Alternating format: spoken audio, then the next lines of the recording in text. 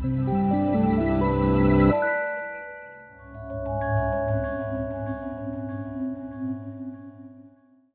in this last part, we're going to be looking at how to create maps. So we're going to start off with loading in our maps package, and then we can actually take a look at that package. So we can take a look at the structure, and by loading it in as dat map, we can scroll through the observations here. And if we use head dat map, we can see the first couple of observations and see that there's longitude and latitude here, but there's also group, order, region, and subregion. So the longitude and latitude information shows points along the borders of countries and geographical regions. So we can represent them as an XY coordinate system and therefore plot longitude along the x-axis and latitude along the y-axis. So we're going to be pulling in again our ggplot, our geom point function, and we're going to be using our dat map data this time because we want to be using dat map, which we just loaded in. And we're gonna specify the x and y axes, as longitude and latitude, abbreviated as long and lat. So we load that in, and once our visual loads, we can take a look at that. There we go. So it's a very big crude drawing of a world map. You can kind of see here the outline of North America, South America, and just the outline of the world. But it's very kind of vague. So we can use the geom polygon function to plot the observations polygons rather than just points that is there. So that'll give us a little bit clearer of a graph. So in order to do this, we need to specify the grouping parameters. So geom polygon connects points for each group in order of the data set. And so this means that if the data is not already in the appropriate order, we need to sort it out first before we can plot it. So we're just going to try to say group by group and add on the geom polygon function.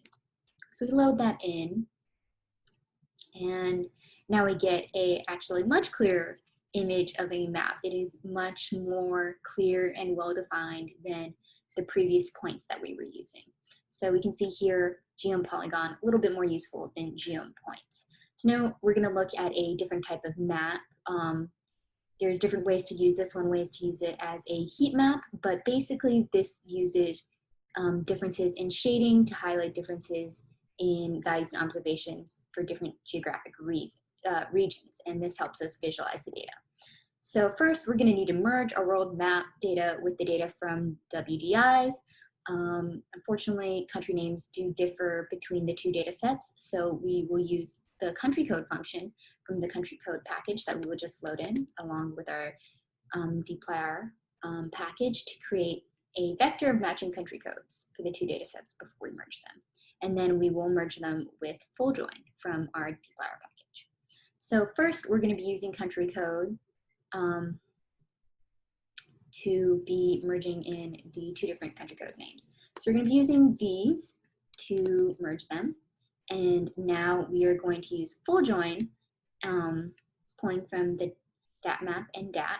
We're going to be joining them by code or by C code. So now we have created a merged data set that is the combined data set between dat and dat map, and it gives us a full set of data and information.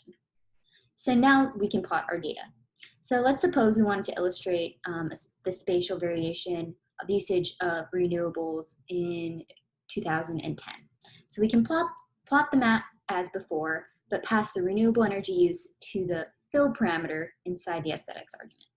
So we can also specify that we only want the data from 2010. We don't really care about any of the other years using subset in the data frame. So we're subsetting and we're specifying that we only want where year is equal to 2010, and we're going to be filling it by renewable energy use. So this will give us the differences in shading that tells us a story. So we load that, and let's see. So you can see here, I'll move this so you can see. So you can see here there's different shadings, and it tells us the lighter blue is higher rates of it and higher numbers, and the darker navy blue is lower percentages. So the default color scheme in ggplot2 is blue, and this doesn't really illustrate differences in the use of renewable energy that we want. So it doesn't really tell a story particularly well. So we can change the color scheme to make these differences more apparent and to kind of fit a narrative. So we can do this by saying that we want a scale fill gradient, and the low values will be red and the high values will be green. So instead of navy blue and light blue, we're gonna have red and green. So we specify that, and we can see here it matches a little bit more what we want to show. It shows the problem low renewable energy use countries and the better, more renewable and green, eco-friendly green countries. So this is one way that we can make maps and change their structures and their colors and modify them to be useful to what we need.